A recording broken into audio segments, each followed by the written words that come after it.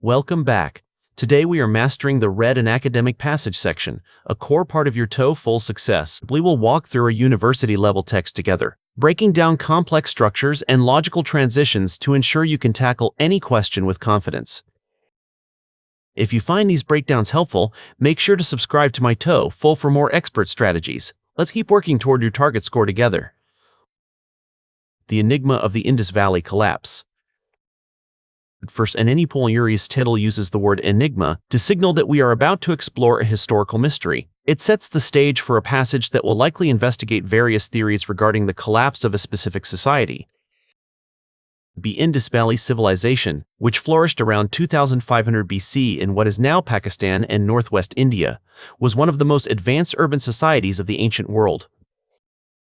This sentence serves as the historical anchor for the passage, establishing the Indus Valley as one of the advanced urban societies of its time.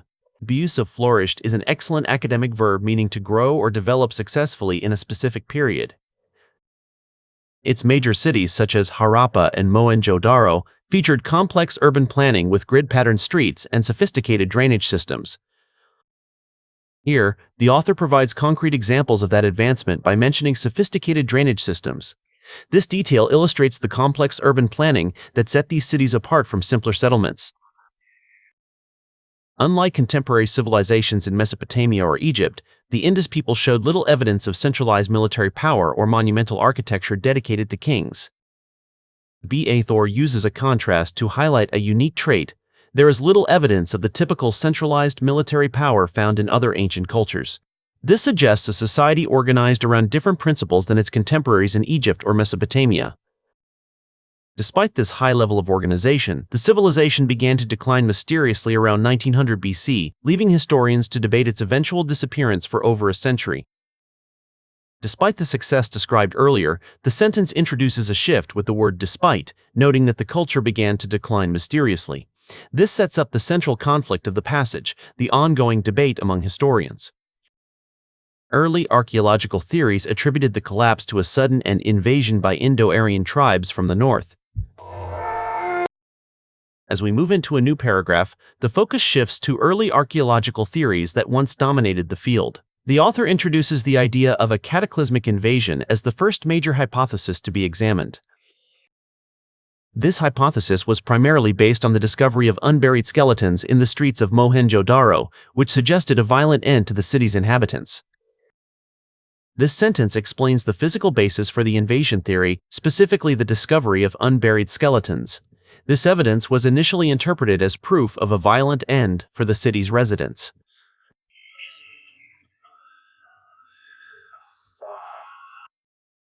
However, modern scientific analysis has largely discredited this theory as there is no evidence of scorched earth, weapons, or wide-scale warfare in the archaeological record.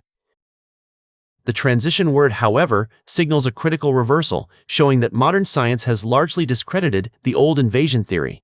The lack of weapons or signs of warfare makes the violent scenario unlikely. Furthermore, genetic and skeletal studies indicate that the population remained relatively consistent during the transition, suggesting that the decline was a gradual process rather than a single military event. To further disprove the invasion theory, the author adds that the decline was actually a gradual process. The fact that the population remained relatively consistent contradicts the idea of a sudden external replacement of the people. Recent research points toward environmental and hydrological shifts as the primary drivers of the civilization's downfall. Paragraph 3 shifts to the most current thinking, focusing on environmental and hydrological shifts. This introduces a new cause and effect relationship centered on nature rather than human warfare. Absane is poor on Efer and add of water once a major water source for these urban centers, likely dried up due to tectonic activity that diverted its tributaries into different drainage basins. The author provides a specific geological explanation, suggesting tectonic activity caused a major river to dry up. This explains the diverted tributaries that once supported the urban centers. Without a reliable water source for large-scale agriculture, the urban population could no longer sustain itself, leading to the gradual abandonment of the great cities. This sentence outlines the consequence of the water loss. The cities could no longer sustain their populations. This led to the gradual abandonment of the urban centers as the agricultural base failed. As people migrated toward the Ganges Valley in the east, the once integrated urban culture fragmented into smaller, more localized farming communities. The text describes the aftermath of the collapse, where the culture fragmented into smaller groups. This transition from a large urban culture to localized farming is a key part of the civilization's final stage. This transition highlights how even the most resilient societies are deeply dependent on the stability of their local geography. The final sentence offers a broad conclusion, noting that societies are deeply dependent on geography. It reinforces the idea that environmental stability is the foundation of civilization. What is the passage mainly about? This is a main idea question, indicated by the phrase mainly about. We need to find the option that covers the entire scope of the text, from the civilization's height to the different theories about its end. Now, keeping this in mind, let's evaluate our options. Let's take a closer look at option A, the architectural techniques used to build Harappa and Mohenjo-daro. While the text mentions architectural techniques like urban planning, this is only a detail in the first paragraph. It does not encompass the collapse mentioned in the title, so we should eliminate this. Now, let's examine option B, the cultural differences between Egypt and the Indus Valley. Option B focuses on cultural differences, but the passage only uses Egypt and Mesopotamia as a brief comparison to show the Indus Valley's lack of military focus. This is far too narrow to be the main idea. Here's option C. Let's break it down. The scientific debate regarding the decline of an ancient civilization. This option perfectly captures the scientific debate regarding the decline. The passage spends most of its time contrasting the old invasion theory with the new hydrological theory, matching the debate mentioned early on. Finally, let's look at option D, the migration patterns of Indo-Aryan tribes into the Ganges Valley. Although the text mentions how people migrated toward the east, this is just a result of the collapse, not the main focus of the entire passage. It ignores the discussion of why the decline happened in the first place. Therefore, the correct answer is option C, because it accurately reflects the passage's structure of presenting and evaluating different explanations for the civilization's end.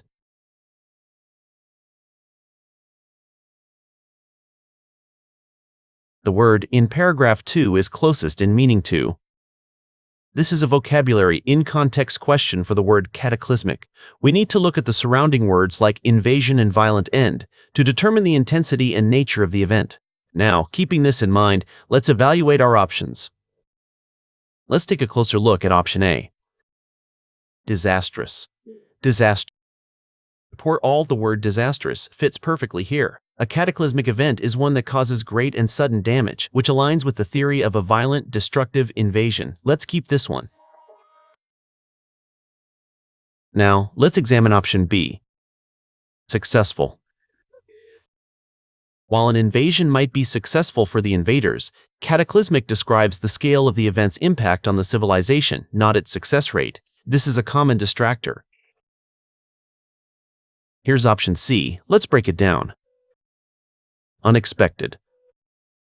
An invasion can be unexpected, but cataclysmic emphasizes the destructive power of the event rather than the element of surprise. It doesn't capture the full weight of the word. Finally, let's look at option D.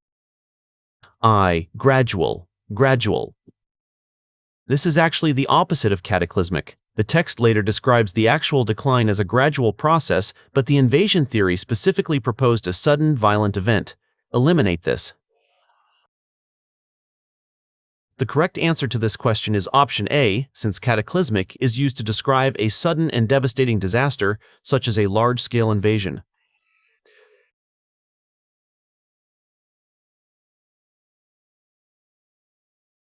According to paragraph 2, why is the invasion theory no longer widely accepted by scientists? This question asks for a specific detail from paragraph 2. We need to find the evidence that explains why scientists no longer widely accepted the invasion theory. Look for words like discredited or no evidence. Now, keeping this in mind, let's evaluate our options.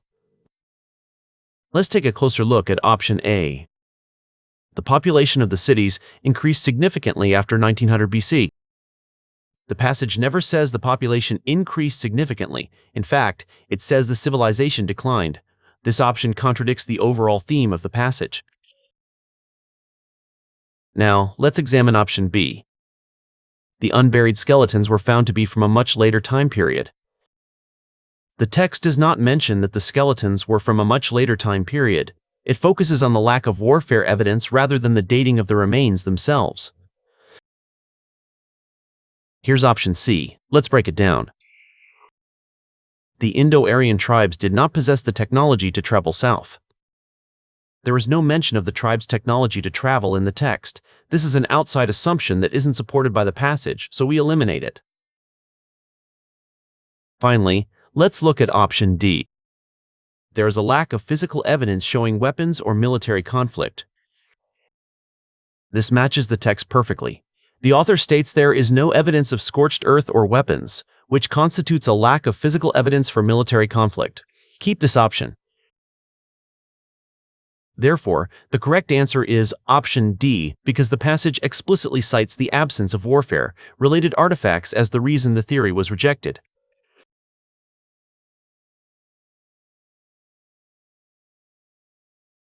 According to paragraph 1, all of the following were features of the Indus Valley Civilization except.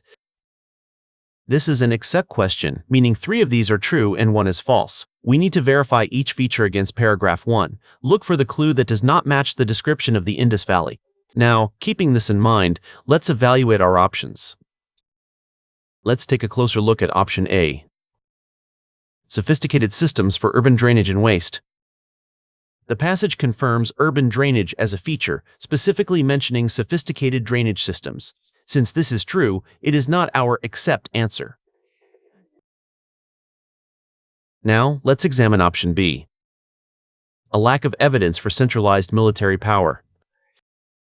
The text states the Indus people showed little evidence of military power.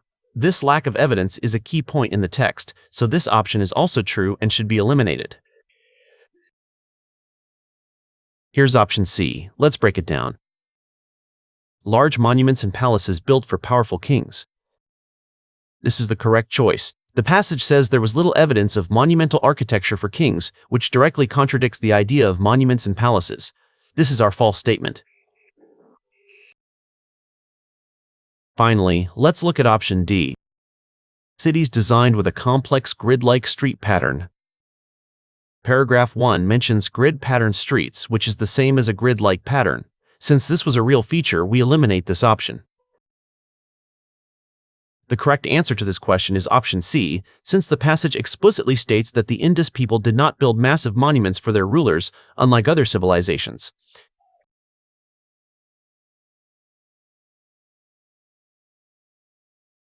What is the relationship between paragraph 2 and paragraph 3? This question asks for the relationship between 2 paragraphs. Think about how the transition from the invasion theory in paragraph 2 to the environmental shifts in paragraph 3 functions logically. Now, keeping this in mind, let's evaluate our options. Let's take a closer look at option A. Paragraph 2 rejects an older theory, and paragraph 3 presents a more modern explanation. This is a great fit. Paragraph 2 discredited this theory, the old invasion one, and paragraph 3 introduces more recent research pointing to environmental causes. It's a perfect older versus modern comparison. Now, let's examine option B. Paragraph 3 provides data that proves the invasion theory mentioned in paragraph 2.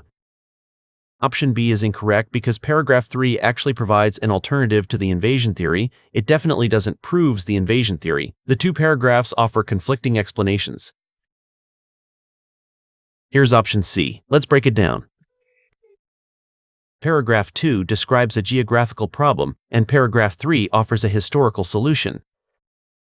Paragraph 2 describes an invasion, which is a historical military event, not a geographical problem. Paragraph 3 is the one that focuses on geography. This reverses the roles of the paragraphs.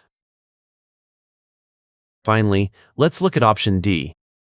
Paragraph 2 focuses on agriculture, while paragraph 3 focuses on military history. B and S214. This is also reversed. Paragraph 2 focuses on military history, the invasion theory, while paragraph 3 discusses agriculture and water. This is a common distractor type on the TOEFL. Therefore, the correct answer is option A, because the passage moves from an outdated archaeological hypothesis to a contemporary scientific explanation. Great job today! Always remember to pay close attention to contrast words like however or despite, as they often signal a shift from an old theory to a new one. In accept questions, take the time to verify every single option against the text to avoid falling for subtle distractors. Mastering these logical transitions is the key to a high TOEFL reading score.